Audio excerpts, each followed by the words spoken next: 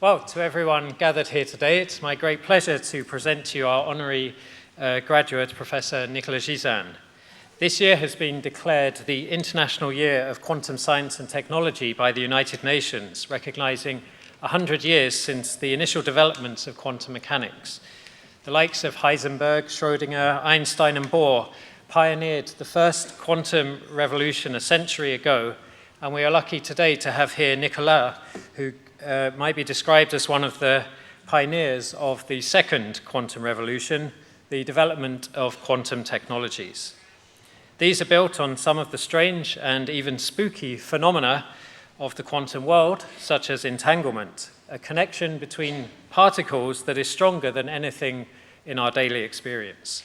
So strong, indeed, that it can be used to protect information and even teleport states.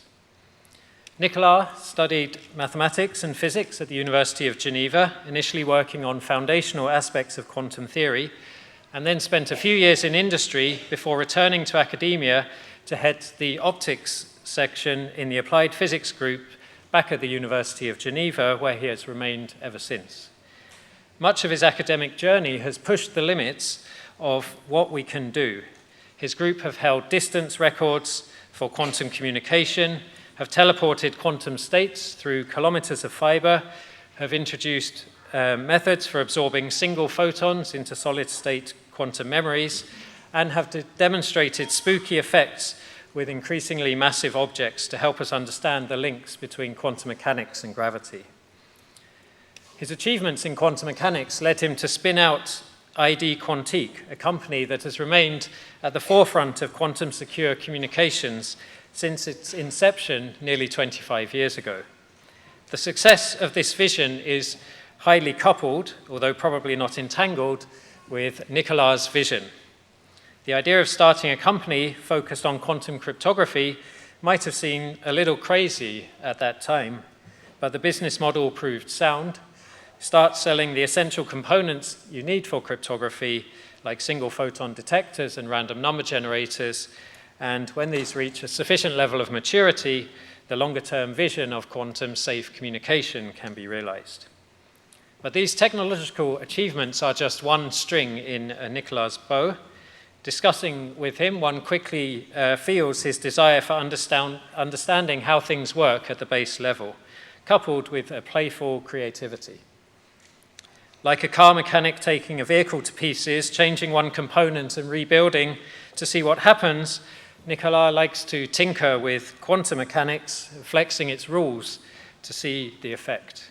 This led to the discovery that if you throw complex numbers out of quantum mechanics and rebuild it using the reals, its rebuilding is inconsistent with experiment.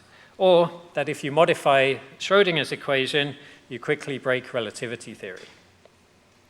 Quantum mechanics is one of our most successful physical theories, but also one of the most counterintuitive. It sits in defiance of some seemingly natural notions of locality and causality, a fact that Nicolas has helped reinforce through numerous experiments and by developing the underlying theory. Nicolas took it upon himself to make these ideas accessible to the public through his popular science book, Quantum Chance, Non-Locality, Teleportation, and Other Quantum Marvels. One 5-star review credits Nicolas with managing to explain non-locality fully and comprehensively without using a single equation. Certainly a feat that I have wished many times I could achieve when trying to tell family and friends what I do. Well, the UK government has recognized the importance of quantum technologies, and here in York we have had a prominent role in the UK Quantum Technologies Programme as the lead node of the Quantum Communications Hub, where roughly £50 million was invested to push the translation of quantum secure communications towards a mainstream commercial technology. And the university is continuing its role in this through the next phase of UK investment. And it's no exaggeration to say that Nicolas' ideas permeate these projects and that our success here is very much built on his. So it is with great pleasure that I present to you Professor Nicolas Gisin, a passionate and innovative scientist, a pioneer of quantum technologies, and an outstanding educator for the degree of Doctor of the University honoris causa.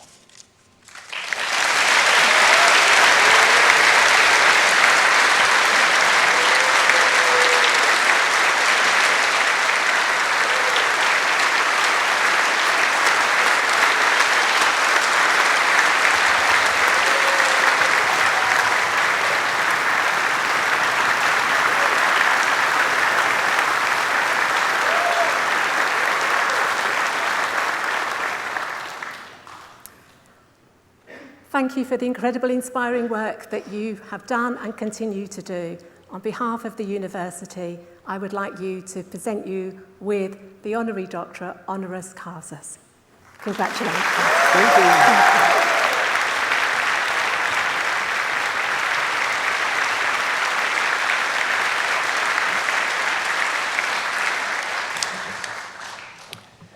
Well, thank you very much, University of York. Thank you, dear friends. I'm extremely proud and honored with this. I would like to add a few words, mostly addressed to the students, because, having seen all this ceremony reminded me that I was also a student some times ago, and a physics student. And at some point, during my studies, I got disappointed because I was thinking, all of the interesting part of physics in the last century was done at the very beginning, at the very early.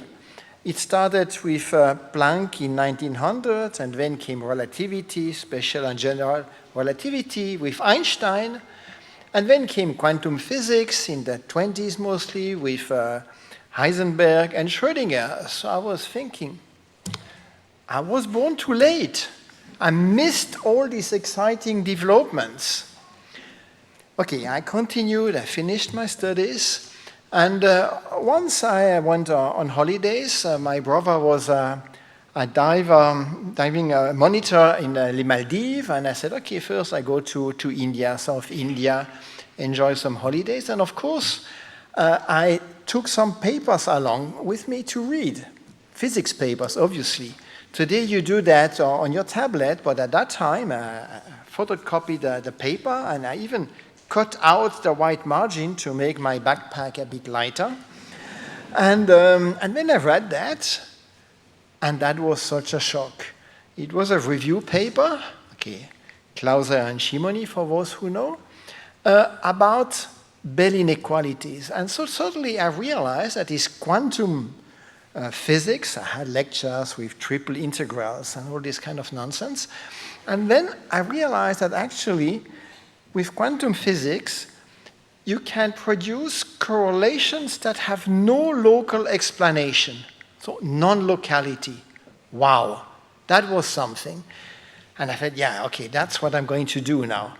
But life is not always that easy. I was married, I got a kid. Okay, at some point it was difficult just to continue, so I went to a small industry in Geneva doing optical fibers. And so I learned a lot about optical fibers. Forgot to say my PhD was in theoretical physics. So theoretical physics on one side, but then optical fibers on the engineering side.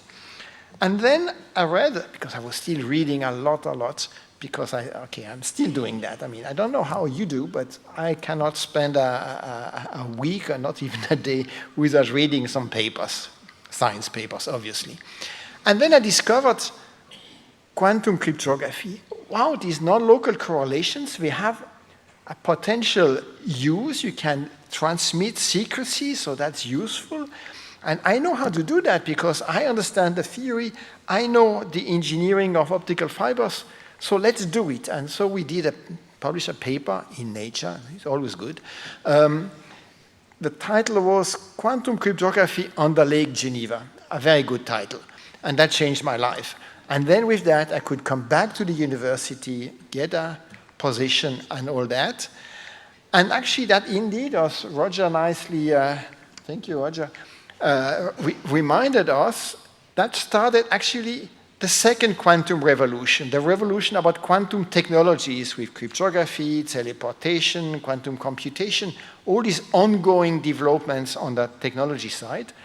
And Well, one side effect is that I'm here standing in front of you. Thanks for these holidays, reading papers. And maybe the summary of all that should be quite clear. Make your dream happen. It's going to happen if you make it happen. Thank you.